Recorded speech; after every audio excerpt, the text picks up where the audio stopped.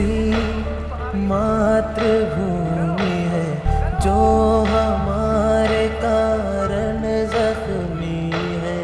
अन्याय है क्यों, गम क्यों है, निशब्द खड़े